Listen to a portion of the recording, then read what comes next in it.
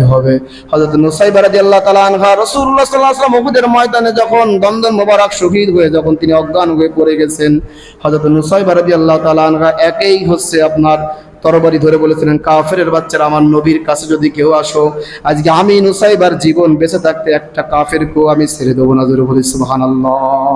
অথচ মুসলমান সাহাবীরা পালিয়ে চলে গেছিল, কিন্তু হযরত নুসাইবা রাদিয়াল্লাহু তাআলা আনহা তিনি একজন মহিলা হয়ে, বীরাঙ্গনা মহিলা হয়েও তিনি তিনার তরবারিখানা একাই ধরেছিলেন। এজন্য রাসূলুল্লাহ সাল্লাল্লাহু আলাইহি ওয়াসাল্লাম তার জীবদ্দশায় যতদিন জীবিত ছিলেন, হযরত নুসাইবা রাদিয়াল্লাহু তাআলা আনহার কাছে উনি যাতায়াত করতেন, ওনাকে খুব শ্রদ্ধা করতেন।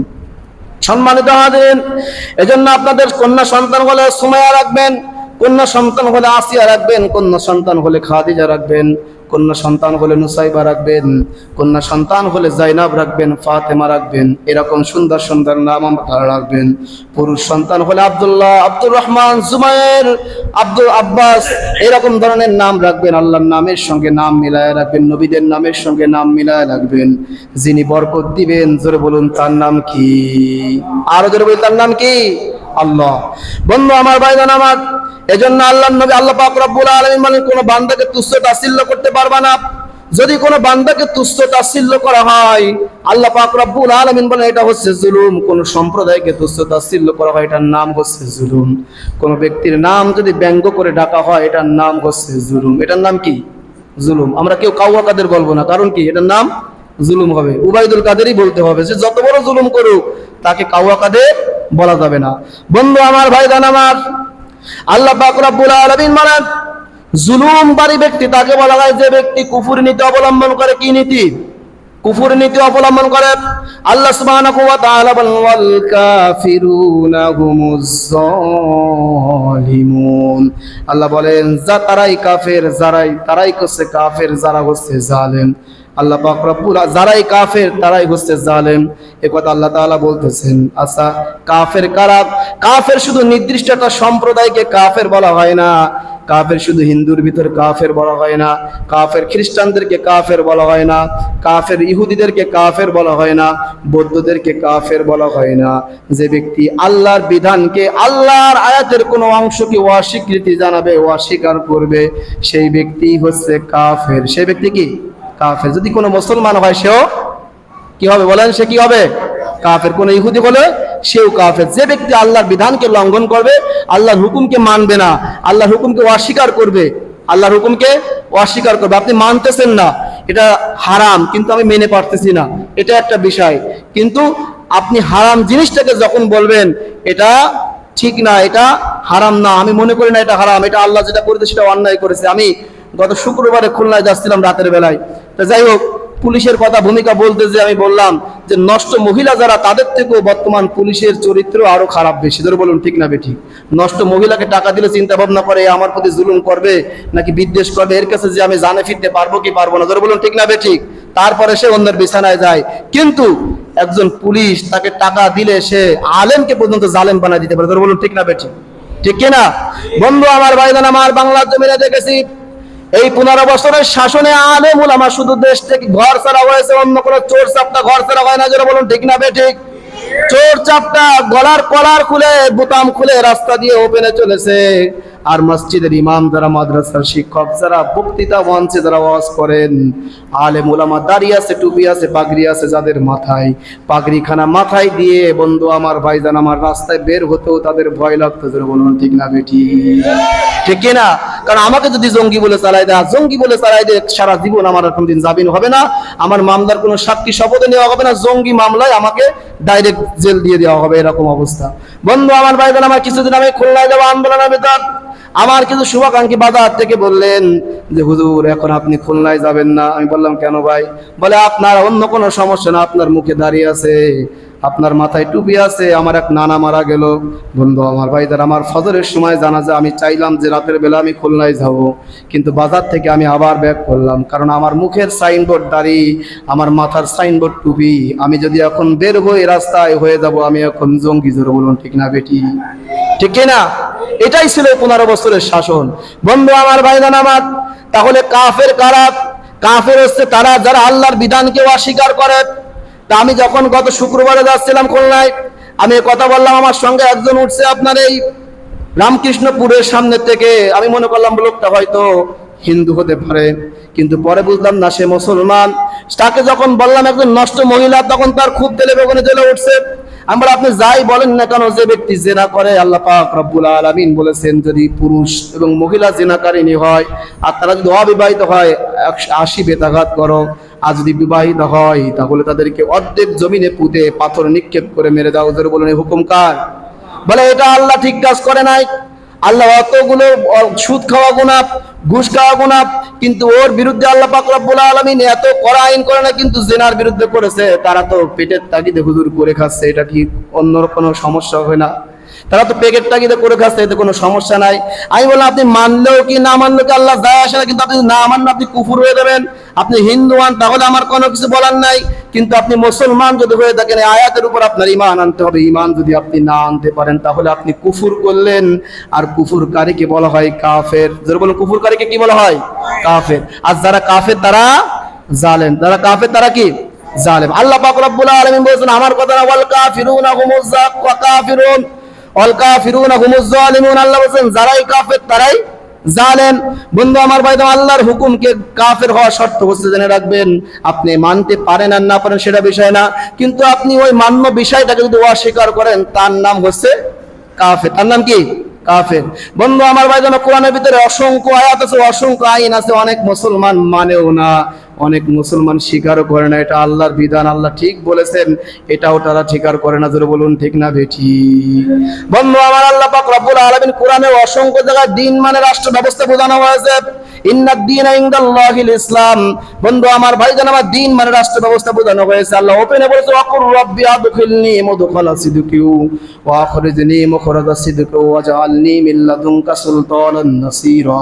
হে নবী, আপনি আল্লাহর কাছে দোয়া করুন, সত্যবাদী হিসেবে কবুল করুন, সত্যবাদীদের পথে পথিক করুন, আর এদেশের বাদশাহীটা আমার কাছে আপনি তুলে দিন। এটা আল্লাহ পাক রব্বুল আলামিন রাসূলের কাছে জানায় দিলেন। আপনি দোয়া করতে থাকেন। এখন যদি আপনি বলেন না ইসলামের রাজনীতি নাই, এটা আপনি কুফর করলেন। জোরে বলুন ঠিক না বেঠিক? ইসলামের রাজনীতি আছে না নাই? আছে কিনা? ইসলামের রাজনীতি আছে, কিন্তু কিছু কিছু মুসলমান আছে তাহাজ্জুদ পড়ে, মক্কা শরীফে নির্বাচনের সময় হজ করতে যায়, নির্বাচনের সময় কালো টুপকি মাথায় দেয়, বলে ইসলামে কোনো রাজনীতি নাই। জোরে বলুন ঠিক না বেঠিক? তুমি 100 দিন কেন, 50 বছর কেন, 76 বছর কেন, 76,000 বছর যদি তাহাজ্জুদ পড়ো, 76,000 বছর যদি উমরা করো, 76,000 বছর যদি কোরআনের কারিমের তেলাওয়াত যদি ফজরের পরে পড়ো, তাহলে তোমার চরিত্রটা মুসলমানের চরিত্র নয়, তোমার চরিত্রটা হবে কাফেরের চরিত্র। ধরে বলুন ঠিক না বেঠিক? কারণ তুমি ইসলামের রাষ্ট্র ব্যবস্থা আছে এটাকে তুমি অস্বীকার করেছো, এর জন্যই তুমি কাফের। ধরে বলুন ঠিক না বেঠিক? ও আমার ভাইজান, ও আমার বন্ধুগণ, ইসলাম হচ্ছে সব থেকে ভালো ধর্ম। ইসলাম হচ্ছে এমন একটা ধর্ম, এমন একটা জীবন বিধান, আল্লাহ পাক রব্বুল আলামিন এই জীবন বিধানের ভিতর সব কিছু দান করে দিয়েছেন। জোরে বলি সুবহানাল্লাহ। আল্লাহ বলেন মা ফাররাতনা ফিল কিতাবি মিন শাইইন ওয়ালা আসগর মিন যালিকা ওয়ালা আকবার। জোরে বলি আল্লাহু আকবার।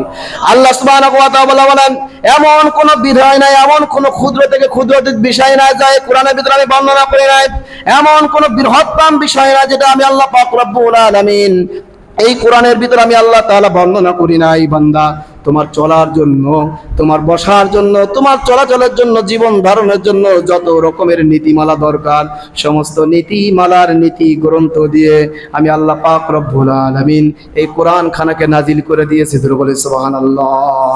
আল্লাহ সুবহানাহু ওয়া তাআলা অন্য জায়গায় বলেন ওয়া নাযালনা আলাইকাল কিতাবা তিবয়ানাল লিকুল্লি শাইইন ওয়া হুদান ওয়া রাহমাতান ওয়া বুশরা লিল মুসলিমিন। জোরে বলি আল্লাহু আকবার। আল্লাহ সুবহানাহু ওয়া তাআলা বলেন বান্দা, তোমাকে এমন কোন নীতিমালা নাই, এমন কোন বিধি বিধান নাই যে বিধি বিধান আমি কোরআনের ভিতরে আল্লাহ পাক রব্বুল আলামিন বর্ণনা করি নাই। সমস্ত নীতিমালার নীতি গ্রন্থ দিয়ে এই কোরআন খানাকে আমি আল্লাহ পাক রব্বুল আলামিন কমপ্লিট কোড অফ লাইফ হিসেবে আমি আল্লাহ পাক রব্বুল আলামিন complete and balance in the life আল্লাহ পাক রব্বুল আলামিন বলেন আমি এমন ভাবে নীতিমালাকে সাজিয়েছি, এই নীতিমালার ভিতরে এমন কোনো নীতিমালা নাই যেটা তুমি কোরআনের ভিতর পাবা না। তোমার পররাষ্ট্র নীতির দরকার, কোরআনের ভিতর পাবা। শিক্ষা নীতির দরকার, কোরআনের ভিতর পাবা। তুমি কিভাবে রাষ্ট্র চালাবা, স্বরাষ্ট্র নীতি তুমি কোরআনের ভিতর পাবা। অর্থনীতি কোরআনের ভিতর পাবা। পরিবার কেমন ভাবে চালাতে হবে, পরিবার নীতি পাবা। সমাজ কেমন ভাবে চালাবা, সমাজ নীতি পাবা। সমস্ত নীতিমালার নীতি গ্রন্থ দিয়ে কোরআন খান আমি আল্লাহ পাক রব্বুল আলামিন এই দুনিয়াতে পাঠায় দিলাম। জোরে বলি সুবহানাল্লাহ। আপনার প্রশ্ন আসতে পারে ভাইজান, আল্লাহ পাক রব্বুল আলামিন যে কিতাবখান আমাদের কাছে পাঠালেন, এটা যদি মানে আমাদের কি হবে? আল্লাহ বলেন ফালা খাউফুন আলাইহিম ওয়ালা হুম ইয়াহজানুন। জোরে বলি আল্লাহু আকবার। আল্লাহ বলেন তোমাদের কোনো ভয় থাকবে না, কোনো চিন্তা থাকবে না। কিসের ভয় থাকবে না? তোমাদের কোনো চুরির ভয় থাকবে না, ডাকাতির ভয় থাকবে না, অন্যায়ভাবে মামলার ভয় থাকবে না, অন্যায়ভাবে জুলুমের ভয় থাকবে না, অন্যায়ভাবে রিমান্ডের ভয় থাকবে না, অন্যায়ভাবে তোমার উপর টর্চার হবে সেই ভয় থাকবে না। জোরে বলুন ঠিক না বেঠিক? কোরআনের সমাজে সব কিছু গ্যারান্টি দেওয়া হবে। ওয়ালা হুম ইয়াহজানুন, কোনো ভয় থাকবে না, কোনো চিন্তা থাকবে না। খাওয়ার চিন্তা থাকবে না, চিকিৎসার চিন্তা থাকবে না, বাসস্থানের চিন্তা থাকবে না, শিক্ষার চিন্তা থাকবে না, তোমার কিছু পড়ার চিন্তা থাকবে না। সব কিছুকে কোরআনের সমাজে তোমার জন্য গ্যারান্টি দেওয়া হবে। ধরে বলি সুবহানাল্লাহ। কোরআনের সমাজ যদি মেনে নাও তাহলে সব কিছু তুমি পেয়ে যাবা। বন্ধুগণ আমার, ভাইজান আমার, এজন্য কোরআনের ভিতর রাজনীতি আছে। আর এই রাজনীতিকে যারা, ইসলামী রাজনীতিকে যারা অস্বীকার করে, আল্লাহ পাক রব্বুল আলামিন বলেন তারাই কাফের। আর ওয়াল কাফিরুনা হুমুজ জালিমুন, যারা কাফের তারাই হচ্ছে জালেম, তারাই হচ্ছে জালেম। আর জালেম কখনো কিয়ামতের ময়দানে কোন নূর দেখতে পারবে না, কোন আলো দেখতে পারবে না। সামনে আসতেছে বন্ধু আমার, ভাইজান আমার, যারা মিথ্যা কথা বলে তারাই হচ্ছে মুনাফিক। যারা বলুন মিথ্যা কথা যারা বলে তারা কি? কথা বলেন, মিথ্যা কথা যারা বলে তারা কি?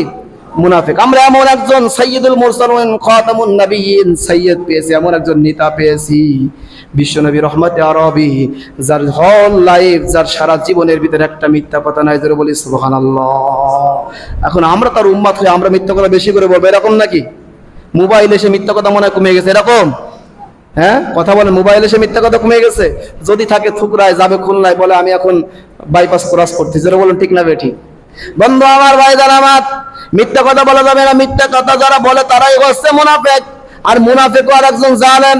আল্লাহ পাক রব্বুল আলামিন বলেন ফি কুলুবিহিম মারাদুন মিরিম ফি কুলুবিহিম মারাদুন আমিরতাবু আম ইয়াখাফু আম ইয়াখাফুনা আই ইয়াখাফাল্লাহু আলাইকুম ওয়া রাসূলুহু ওয়া রাসূলুহু বাল উলাইকা হুমুজ জালিমুন। জোরে বলি আল্লাহু আকবার। আল্লাহ পাক রব্বুল আলামিন বলেন যারা মুনাফিক তারাই হলো জালেম। তারা কি? জালেম। এজন্য মুনাফিকি করা যাবে না। মুনাফিকের চারটা আলামত আছে, চারটা আলামত কখনো নিয়ে আসা যাবে না। মিথ্যা কথা বলা যাবে না, আমানতের খেয়ানত করা যাবে না, চকুলখড়ি করা যাবে না। যারা চকুলখোর, যারা গীবাতকারী তারাও হচ্ছে জালেম। বন্ধু আমার, ভাইজান আমার, আল্লাহ পাক রব্বুল আলামিন বলেন যারা শিরিক করে তারাও হচ্ছে জালেম। তারা কি? জালেম। আল্লাহ ইয়া বুনাইয়া লা তুশরিক বিল্লাহ ইন্নাশ শিরকা লাযুলমুন আযীম। জোরে বলি আল্লাহু আকবার। হযরত লুকমান আলাইহিস সালাতু ওয়াস সালাম তার সন্তানকে বললেন, হে বৎস, খবরদার খবরদার, শিরিক করো না। শিরিক মহা বড় জুলুম। এই জুলুম থেকে বেঁচে থাকার জন্য শিরিক পরিহার করার দরকার। জোরে বলুন আছে না নাই? বন্ধু আমার, ভাইজান আমার, শিরিক শুধু পীরের দরবারে যে মাথা নত করা শিরিক না। শিরিক শুধু আল্লাহ ব্যতীত অন্য কারো সন্তান চাওয়া শিরিক না। যারা বলে লাকুম দীনুকুম ওয়ালিয়া দীন, বুখারী শরীফের হাদিস, ধর্ম যার যার উৎসব তারাও শিরিক করে। যারা বলুন ঠিক না বেঠিক? এমন ব্যক্তি বাংলার জমিনে আছে না নাই? বলে লাকুম দীনুকুম ওয়ালিয়া দীন, বুখারী শরীফের হাদিস নাকি? অথচ সূরা কাফিরুনের শেষ আয়াত লাকুম দীনুকুম ওয়ালিয়া দীন। আল্লাহ পাক রব্বুল আলামিন যখন কাফিররা মুসলমানদের সঙ্গে সন্ধি করার চেষ্টা করতেছিল, এক বছর তোমরা আমাদের ধর্ম মানবা, আর এক বছর আমরা তোমাদের ধর্ম মানবো। আল্লাহ পাক রব্বুল আলামিন বলেন লাকুম দীনুকুম ওয়ালিয়া দীন, ধর্ম তোমার ধর্ম তোমার কাছে, আমার ধর্ম আমার কাছে। এটাকে বিকৃত করে যারা শিরিকের দিকে ধাবিত করে তারাও হচ্ছে মুশরিক। যারা বলুন ঠিক না বেঠিক? বন্ধু আমার, গত বছর পর্যন্ত দেখেছি যে কিছু মুশরিক ছিল, মুসলমান নামদারি মুশরিক, তাহাজ্জুদ পড়ত, কোরআন তেলাওয়াত করত, সৌদিতে যে উমরাও করত, মাথায় কালো টুপিও বাঁধত, হাতে তসবিহও রাখত, কিন্তু যখন দুর্গা পূজার সামনে যায় বলে মা দুর্গা এসেছে আমাদের কাছ থেকে সমস্ত হিংসা বিদ্বেষ সমস্ত অশান্তি দূর করার জন্য। ধরে বলুন ঠিক না বেঠিক? এরকম ঘটনা আছে না নাই? এমন নেতা নেত্রী বলার আছে না নাই? যারা এই সমস্ত কথা বলে তারা মুসলমান, প্রকৃতভাবে মুসলমান না, বাহ্যিকভাবে মুসলমানের তাদের আবায়াত থাকতে পারে, কিন্তু কোরআন যেটা বলে সেটা হচ্ছে তারা মুসলমান হতে পারে না, তারা হচ্ছে মুশরিক, মুসলমান নামদারি মুশরিক। আর আল্লাহ পাক রব্বুল আলামিন বলেন কাল কিয়ামতের দিন মুশরিকদের কোনো শাফায়াত হবে না। নবীর বাবা মুশরিক, তারও কোনো জান্নাত হবে না। নবীর চাচা মুশরিক, তারও কোনো জান্নাত হবে না। জোরে বলুন ঠিক না বেঠিক? বন্ধু আমার ভাইজান, এজন্য লাকুম দীনুকুম ওয়ালিয়া দিন বলে ধর্ম যার যার উৎসব সহ মুসলমানের ছেলেরা তোমরা সব আসো মন্দিরে। বন্ধু আমার ভাইজান আমার, আমি এই কথার দ্বারা বলতে চাই, চাকরি একজনের বেতন সবার, এটা কেউ মানবেন? কেউ মানবেন? বিয়ে করেছে একজন বউ সবার, এটা মানবেন? জমি আপনার খাবে সবাই, মানবেন? যদি আপনি না মানতে পারেন, ধর্ম যার যার উৎসব সবার, এটা হতে পারে না। ধর্ম যার যার উৎসবও তারটা। ধরে বলুন ঠিক না বেঠিক? ঠিক কিনা? এটাই হচ্ছে ইসলাম, এটা প্রত্যেকটা ধর্ম বলে। বন্ধু আমার ভাই, শুধু দুর্গাপূজা আসলে বলে ধর্ম যার যার উৎসব সবার, মুসলমানদের ছেলেদেরকে উৎসবের ভিতর শামিল করার জন্য। কিন্তু যখন আমাদের কুরবানির সময় আসে তখন তো তারা গরুর গোশত খেতে আসে না, আসে নাকি? তাহলে এটা একটা বড় প্রতারণা। ধরে বলুন ঠিক না বেঠিক? আর এই প্রতারণাটা হচ্ছে হিন্দুস্তানি প্রতারণা, এটা পশ্চিমা প্রতারণা নয়, হিন্দুস্তানি প্রতারণা। হিন্দুস্তান চেয়েছিল পুতুল দিয়ে এ দেশকে হিন্দুস্তান বানানো। ধরে বলুন ঠিক না বেঠিক? কিন্তু বাংলাদেশের তাওহীদি মুসলমান, এদেশ শাহজালালের বাংলাদেশ, এদেশ শাহপরানের বাংলাদেশ, এদেশ খানজাহানের বাংলাদেশ, এদেশের মুসলমান তাওহীদি জনতা এক ফোঁটা রক্তের বিন্দু শরীরে থাকতে এদেশকে হিন্দুস্তান হতে দেবে না। ধরে বলুন ঠিক না বেঠিক? হিন্দুস্তানের দালাল যারা যেমন ভাবে এক দালাল সুন্দরে পালিয়েছে, এরকম ভাবে পালানোর জায়গা পায় না। ধরে বলুন ঠিক কিনা? মুসলমানদের রক্ত থাকতে দালাল দেশে জায়গা দিবে না, দিবে না, দিবে না। ধরে বলুন ঠিক কিনা? এদেশে শাহজালালের রাজ কায়েম হবে, এদেশে কোরআনের রাজ কায়েম হবে, এদেশে শাহপরানের রাজ কায়েম হবে, এদেশে মসজিদ হবে, এদেশে মাদ্রাসা হবে, এদেশের মসজিদ মাদ্রাসাকে কেউ ধ্বংস করতে পারবে না। ধরে বলুন ঠিক কিনা? যদি ধ্বংস করতে আসো, জালেম থেকে শিক্ষা নাও। সোমবার দিন যে জালেম 45 মিনিটের ভিতর পালিয়েছে, নিজের প্যান্টি পর্যন্ত নিতে পারে না। জোরে বলুন ঠিক কিনা? বন্ধু আমার, ভাইজান আমার, আল্লাহ পাক রব্বুল আলামিন বলছেন শিরিক করা যাবে না। যে ব্যক্তি শিরিক করলো সে ব্যক্তি মুশরিক হয়ে গেল। আর যে ব্যক্তি মুশরিক সে ব্যক্তি জুলুম করলো। জোরে বলুন কার কথা? কার কথা? আল্লাহর কথা। আল্লাহ সুবহানাহু ওয়া তাআলা বলেন যে বিধান হচ্ছে আমি আল্লাহ পাক রব্বুল আলামিনের। এই বিধান ব্যতীত যদি মানুষ অন্য কোনো নেতার বিধান মানে অন্য কোনো নেতাকে পূজা করে, তাহলে সেটাও হচ্ছে জুলুম হবে। সেটা কি হবে? সেটাও জুলুম হবে। আল্লাহ বলেন ওয়ামাইয়াতাআদ্দা হুদুদাল্লাহি ফাউলাইকা হুমুজ জালিমুন। জোরে বলি আল্লাহু আকবার। আল্লাহ সুবহানাহু ওয়া তাআলা বলেন আল্লাহর বিধানকে যারা লঙ্ঘন করে অন্য কোনো বিধান মানার চেষ্টা করে তারাও হচ্ছে জালেম। তারা কি? তারা হচ্ছে জালেম। বন্ধু আমার ভাই, আল্লাহর বিধান মানতে হবে। আল্লাহর বিধান ব্যতীত অন্য কোনো বিধান যদি আপনি মানেন, অন্য কোনো মত যদি আপনি মানেন, আপনি জালেম হয়ে গেলেন।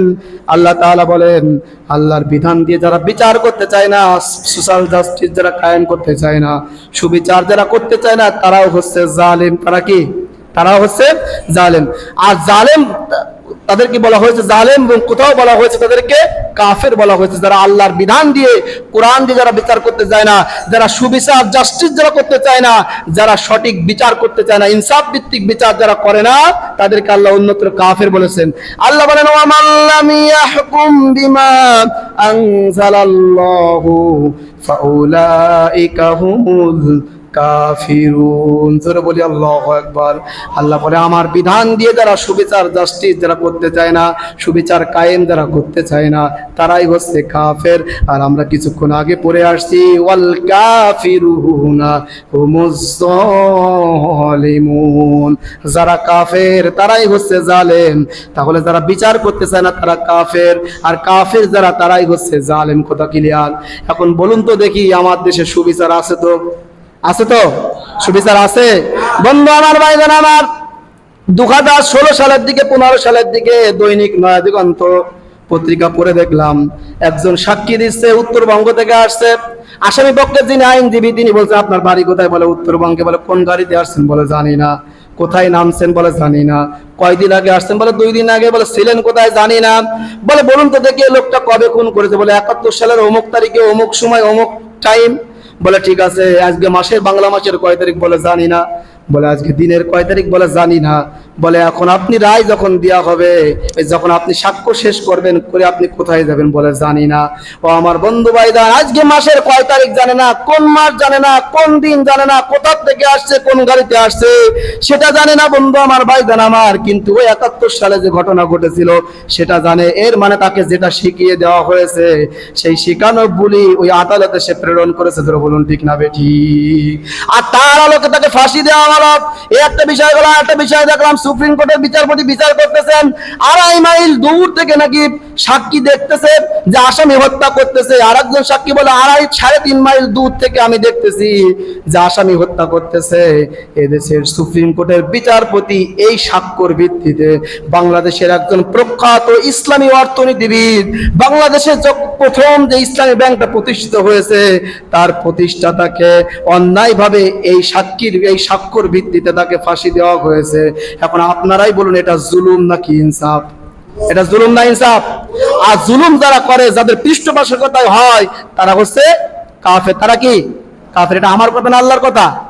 আল্লাহর কথা। বন্ধুগণ আমার, ভাইদান আমার, হযরত ওমর ইবনুল খাত্তাব রাদিয়াল্লাহু তাআলা আনহুর জামানায় কাজী শুরাইহ ইবনুল হারিস আল খিলদি রাহিমাহুল্লাহ, তিনি একজন প্রখ্যাত তাবিঈ ছিলেন। তাবিঈ বলা হয় যারা সাহাবীদের দর্শন পেয়েছে, সাহাবীদের সংস্পর্শ হয়েছেন, রাসূলকে দেখেন নাই, তাদেরকে বলা হয় কি? তাবিঈ বলা হয়। ইনি ইয়ামেনে বাড়ি, ইয়ামেনের বংশোদ্ভূত বন্ধু আমার ভাইদান আমার, একজন প্রখ্যাত তাবিঈ। তার জামানায় হযরত ওমর ইবনুল খাত্তাব রাদিয়াল্লাহু তাআলা আনহু একটা ঘোড়া কিনলেন। এই ঘোড়াটা কেনার পরে তিনি দূর দূরান্তে চড়বেন বলে ঘোড়া কিনলেন। এই ঘোড়া কেনার পরে দেখেন 3-4 মাইল চলার পরে দেখেন ঘোড়ার পায়ে আর কোনো বল নাই, শক্তি নাই। তিনি আবার বিক্রেতার কাছে ফিরিয়ে নিয়ে আসলেন, তুমি আমাকে কি ঘোড়া দিয়েছো? এই ঘোড়া তো কোনো শক্তি নাই। তিনি তখন প্রেসিডেন্ট, রাষ্ট্রপতি। তিনি বললেন, ওই বিক্রেতা বললেন, আপনাকে আমি ভালো ঘোড়াই দিয়েছি, এই ঘোড়া আর ফেরত নেওয়া হবে না। দুজনের তর্কতর্কি চলতে থাকলো। বিক্রেতা বলল, আমিরুল মুমিনিন, একটা কাজ করা যায়, আমাদের এখানে একজন ভালো বিচারপতি আছে, নাম হচ্ছে শুরাই, তার কাছে চলেন, তিনি আমাদের বিচার করে দেবেন। এই কাজী শুরাইয়ের কাছে চলে যাওয়া হলো। তিনি বিচার করলেন, সব কিছু শুনলেন। শোনার পরে খলিফাতুল মুসলিমিন ওমর ইবনুল খাত্তাবকে বললেন, আমিরুল মুমিনিন, আপনার কাছে একটা আমার প্রশ্ন বলবেন? বলে হ্যাঁ বলো। এই ঘোড়াটা যখন আপনি কিনেছেন তখন কি সুস্থ সবল পেয়েছেন? বলে হ্যাঁ পেয়েছেন। দ্বিতীয় নাম্বার প্রশ্ন, এখন আপনি সুস্থ আছেন, একটু পরে যে অসুস্থ হবেন না, এর কোনো গ্যারান্টি আছে নাকি? হযরত ওমর রাদিয়াল্লাহু তাআলা আনহু বললেন, না, এর কোনো গ্যারান্টি নাই। বলে আপনি সুস্থ ঘোড়া নিয়ে গেছেন, এই ঘোড়াটা এখন অসুস্থ হতে পারে কি পারে না? হযরত ওমরের মাথা নিচে হয়ে গেল। হযরত ওমর রাদিয়াল্লাহু তাআলা আনহু বললেন, ও বিচারপতি, তোমার আর এখানে থাকার অধিকার নাই, তোমাকে এখান থেকে দেশের চিফ জাস্টিস হিসেবে তোমাকে কবুল করে নিলাম। জোরে বলি সুবহানাল্লাহ। আর আমার দেশে বিচারপতিদের যখন অভিসংশোধন করবে, রাষ্ট্রপতি বিচারপতিকে নিয়োগ দেয়, নিয়োগ কর্তন করে, সেই নিয়োগখানা সংসদের হাতে নেবে। এখান থেকে কয়েক বছর আগে দেখলাম বিচারপতি সুরেন্দ্র কুমার সিনহা, এসকে সিনহা বলা হয় যাকে, সে বলল যে না, আমি এই রায় দিতে পারবো না, সংসদের হাতে বিচারককে উঠাতে পারবো না। তখন তাকে দেশ থেকে পালিয়ে যেতে হলো। জোরে বলুন ঠিক না বেঠিক? বিচারপতি নিজামুল হক নাসিম, আল্লামা দেলোয়ার হোসেন সাইদি সাহেবের রায় নিয়ে তিনি আপনার বেলজিয়ামে এক বন্ধুর সঙ্গে কথোপকথন করতেছেন। তিনি বলছেন, সরকার পক্ষ তো মরিয়া হয়ে গেছে, একটা আসামির ফাঁসি চায়, তা সাইদির যে মামলা, এটা সব থেকে অগ্রগামী, এটা সব থেকে বেশি সামনে চলে আসছে, এটাকে এখন রায় দিতে হবে। এই রায় তো হচ্ছে এমন একটা মামলা, গ্রাম্য মুরগি চোর কলা চুরির মামলার মতো মামলা, এই রায় আমি ফাঁসি দিই কি করে? কিন্তু সরকার চাচ্ছে একটা ফাঁসি, আমি এখন কি করব? ধরে বলে এমন ঘটনা আমার দেশ পত্রিকা আসছে কি আসে নাই? দৈনিক আমার দেশ পত্রিকায় স্কাইপ কেলেঙ্কারি ঘটনা আসছে। বন্ধু আমার, ভাইদান আমার, যে দেশে এই বিচার থাকে, যে দেশে এই নিয়ম নীতি থাকে, সে দেশে আর কিছুই না হোক, সে দেশে জুলুমবাজি চলতে পারে। যারা বলুন ঠিক না বেঠিক? বন্ধু আমার, ভাইদান আমার, এই জুলুম বেশিক্ষণ থাকে না। হযরতে জুলুম বেশিক্ষণ থাকে না বন্ধু আমার, ভাইদান আমার, জুলুম বেশিক্ষণ থাকে না। হযরত ইউসুফ আলাইহিস সালাতু ওয়াস সালাম বলছেন, ইন্নাহু লা ইউফলিহুজ জালিমুন। জোরে বলি আল্লাহু আকবার। হযরত ইউসুফ আলাইহিস সালাতু ওয়াস সালাম বললেন, যারা জালেম তাদের লক্ষ্য পর্যন্ত আল্লাহ সুবহানাহু ওয়া তাআলা তাদেরকে পৌঁছাতে দেন না। জোরে বলুন ঠিক না বেঠিক? সাজ্জাদ, সে বড় জালেম বাচ্চা ছিল। হযরত হুদ আলাইহিস সালাতু ওয়াস সালাম তার কাছে দাওয়াত নিয়ে গেলেন, জান্নাতের এই দৃশ্য হবে, জাহান্নামের এই দৃশ্য হবে, তুমি কালেমা কালেমা যদি না মানো তাহলে তোমার জাহান্নাম হয়ে যাবে। সাজ্জাদ বলে, হুদ তোমার জান্নাতের একটু বর্ণনা দাও তো দেখি জান্নাত কেমন হবে। হযরতে সাজ্জাদ আলাইহিস সালাতু হযরতে হুদ আলাইহিস সালাতু ওয়াস সালাম সাজ্জাদকে বললেন, সাজ্জাদ জান্নাত এমন হবে শোনো, জান্নাতের একটা ইট হবে স্বর্ণের, আর একটা ইট হবে রূপার, আর একটা ইট হবে কিসের? রূপার। জান্নাতের ভিতরে হুর গেলেমান থাকবে, জান্নাতের ভিতরে নাজ নিয়ামত থাকবে, ফুলের বাগিচা থাকবে, নহর থাকবে, নিচের থেকে ঝর্ণা দ্বারা নহর থাকবে, বিভিন্ন ফলের নহর থাকবে, পানির নহর থাকবে। সাজ্জাদ বলল, ঠিক আছে, দুনিয়ার থেকে না হয় আমি জান্নাত বানিয়ে নিব, আমার আখিরাতের জান্নাত দরকার নাই। বন্ধু আমার, ভাইজান আমার, তার দেশের জনগণ সে যত এরিয়া নিয়ে শাসন করতো, সব শাসন এলাকায় সে খবর দিয়ে দিল, যার যত সোনা আছে সব সোনাগুলো এক করো। বন্ধু আমার, ভাইজান আমার, সমস্ত সোনা এক করা হলো। একজন মহিলার কাছ থেকে সোনা নিয়ে আসা হলো, তার সন্তান হারা হয়ে গেছে, ইন্তেকাল করেছেন, স্বামী ইন্তেকাল করেছেন, বাবা মা ইন্তেকাল করেছে, পৃথিবীতে আর কেউ নাই। সোনার একটা টুকরা তার কাছে ছিল। ওই মহিলার কাছে যে বলে, তোমার কাছে কি কিছু সোনা আছে নাকি? বলে, হ্যাঁ আছে। বললো যে সোনা কারা আমাদেরকে দাও। বলে, কেন? বলে, সাজ্জাদ জান্নাত বানাবে, জান্নাত বানানোর জন্য ইটের প্রয়োজন, এই ইটের প্রয়োজন, এই ইটটা বানানো হবে সোনা দিয়ে, যেহেতু জান্নাত আছে সোনা দিয়ে বানানো, আমাকে সোনাগুলো দিতে হবে। মহিলা বলল, এটাই হচ্ছে আমার শেষ সম্বল, এটা আমি দিতে পারবো না। ও আমার বন্ধু, তার কাছ থেকে জোর করে নিয়ে আসা হলো। মহিলা চোখের পানি ছেড়ে দিয়ে কাঁদতে লাগলো, আর আল্লাহর কাছে বললো, আল্লাহ ওই সাজ্জাদ যাতে করে আর জান্নাতের ভিতর পা না দিতে পারে, আমি অসহায় মানুষ, আমার কাছ থেকে স্বর্ণটা জোর জুলুম করে নিয়ে গেল, আল্লাহ ওই সাজ্জাদকে তুমি জান্নাতের ভিতর পা দেওয়ার আগে তাকে তুমি মেরে দিও। সাজ্জাদ জান্নাত বানায় ফেললাম। 22 বছর থেকে 25 বছরের হুর গেলেমান নিয়ে আসলো, যুবতী সুন্দরী নারীদেরকে ঢোকানো হলো, জান্নাত বানালো। একজন ভিক্ষুক দেখে উপরে, জান্নাতের উপরে গেটের সামনে দাঁড়ায় আছে, বসে আছে। সাজ্জাদ বলে, এরকম ইন্টেনসিভ কেয়ার হোল্ডার, এরকম নিরাষ্ট্র বেষ্টনী অঞ্চলে তুমি আসলে কিভাবে? বলে, আমি আসছি, আমি একজন ভিক্ষুক, তোমার কাছে কানে কানে কথা আছে, তুমি আসো আমার কাছে। বলে, কোনো কানে কানে কথা হবে না, এখন আমি বিশেষ কাজে ব্যস্ত আছি, জান্নাতের ভিতরে ঢুকবো। বলে যে, আমার কানে কানে আগে শোনো, তারপরে জান্নাতে ঢুকবো, একটা খবর আছে। বলে, কি খবর? বলে, তোমাকে আমি মৃত্যুবরণ করানোর জন্য আসছি, আমি প্রকৃতপক্ষে ভিক্ষুক নয়, আমি হচ্ছে হযরতে আজরাইল আলাইহিস সালাতু ওয়াস সালাম। জোরে বলি সুবহানাল্লাহ। ইজা জাআজালুহুম লা ইস্তাখিরুনা সাআতাও ওয়া লা ইস্তাকদিমুন। জোরে বলি আল্লাহু আকবার। আল্লাহ বলেন, যার যেখানে মৃত্যু থাকবে, 1 সেকেন্ড আগেও সে মৃত্যু সরাতে পারবে না, 1 মিনিট পরেও সে মৃত্যুকে নিয়ে যেতে পারবে না। জোরে বলুন ঠিক না বেঠিক? সাজ্জাদ বলছে, এখন আর আসার জায়গা ফেলে না, এখন আইছো, আমি জান্নাত, আমার নিজের জীবনের সবথেকে বাসনা জান্নাতে ঢুকবো, সেই জান্নাতে যাওয়ার জন্য আমি এখন প্রস্তুত হয়ে আছি, তুমি এখন আমাকে জান্নাত জান কবজ করতে আসছো? বলে, হ্যাঁ এখনই হবে। বলে, না এখন না, আমাকে একটু সময় দাও, আমাকে একটু সময়, আমি জান্নাতের ভিতর যাই। বলে, তোমাকে জান্নাতে যেতে সময় দেওয়া হবে না। সাজ্জাদ চিন্তা করলো, জান্নাতে তো ঢুকতে পারবো না, অন্তত জান্নাতের ইটটা একটু স্পর্শ করি। কিতাবের ভিতরে আসছে, তাফসীরের ভিতরে আসছে যে ইট সে স্পর্শ করার আগে হযরত আজরাইল আলাইহিস সালাতু ওয়াস সালাম তার জানকে কবজ করলেন। জোরে বলি সুবহানাল্লাহ। কেন কবজ করলেন? তাফসীর ইবনে কাসির বলতেছে যে, ওই যে মহিলা বলেছিল, আল্লাহ আমার কাছ থেকে যেমন ভাবে জুলুম করে সম্পদ নিয়ে নিয়েছে, আল্লাহ এই জালেমকে তুমি জান্নাতে ঢুকতে দিও না। মরহুম গোলাম আজম সাহেবের সন্তান আব্দুল্লাহ আমান আজমিকে তার সন্তানদের কাছ থেকে যেমন ভাবে আটকিয়ে আয়না করে রাখছো, ব্যারিস্টার আরমানকে তার সন্তানের কাছ থেকে যেমন ভাবে তোমরা আটকিয়ে আয়না ঘরের ভিতরে রাখছো, হাজার হাজার আলেম ওলামাকে বছরের পর বছর তোমরা যেমন জেলখানার ভিতর পুরে রাখছো, তাদের পানি বলে দিয়েছে আল্লাহ 41 সাল পর্যন্ত যেন যেতে না পারে, তার আগে জালেমকে ধ্বংস করো। আল্লাহ সুবহানাহু ওয়া তাআলা বলেছেন, এটা আমার ওয়াদা, এটা আমার ওয়াদা, ইন্নাহু লা ইফলিহুজ জালিমুন, জালেমরা কখনো লক্ষ্যে পৌঁছাতে পারে না। আমি আল্লাহ পাক রব্বুল আলামিন এমন একটা ব্যবস্থা করলাম, ওয়ামাকারু ওয়ামাকারাল্লাহ আল্লাহু খায়রুল মাকিরিন, তোমরা যতটা চক্রান্ত করবা, আমি আল্লাহ পাক রব্বুল আলামিন আমার নায়েবে রাসূলদের জন্য তার থেকে বড় চক্রান্ত করব। আমি এমন চক্রান্ত করে দিলাম, গণভবন থেকে পেন্টি ছাড়া পালিয়ে যাওয়া লাগছে। বলুন ঠিক কিনা? এজন্য যারা জালেম তারা সতর্ক হও, যারা জালেম তারা কি হও? সতর্ক হও। জালেম শুধু শেখ হাসিনা জালেম নয়, জালেম পদে পদে স্তরে স্তরে জালেম আছে না নাই? আমি যে আয়াতগুলো আমি আপনাদের কাছে বর্ণনা করলাম, আমি শুধু রাজনৈতিক কথা বলতেছি না, আপনার ভিতর কি জুলুম আসতেছে, আপনি অন্য ভাইকে আপনি জুলুম করতেছেন কিনা, আপনি অন্য নাম ধরে ব্যঙ্গ করে ডাকছেন কিনা, অন্য সম্প্রদায়কে ব্যঙ্গ করে ডাকতেছেন কিনা, আপনি শিরিক করতেছেন কিনা, আপনি আল্লাহর আইন লঙ্ঘন করতেছেন কিনা, এগুলো আমাদের জানার দরকার আছে না নাই? আছে না নাই? কিয়ামতের দিন আল্লাহ পাক রব্বুল আলামিন বলেন যে জালেমদের চক্ষুখানাকে এই অক্ষি গোলকের বাইরে নিয়ে আসা হবে, জালেমের চক্ষু থেকে রক্ত আর আপনার আগুন বের হতে থাকবে, জালেমদের ভিতরে এমন একটা সংকীর্ণতা তৈরি করে দেওয়া হবে। আল্লাহ পাক রব্বুল আলামিন বলতেছেন যে জালেমরা তাদের হৃদয়ের ভিতর এমন সংকীর্ণতা তৈরি করে দেওয়া হবে, তারা বুঝতে পারবে আমাদের আর ক্ষমা নাই, আমাদের আর কোনো রক্ষা নাই। আল্লাহ পাক রব্বুল আলামিন নিশ্চিত আমাদেরকে জাহান্নামের ভিতর ফেলবেন। আল্লাহ সুবহানাহু ওয়া তাআলা এই জুলুম থেকে যেন আমাদেরকে পরিত্রাণ দান করেছেন, রাষ্ট্রীয় জুলুম থেকে।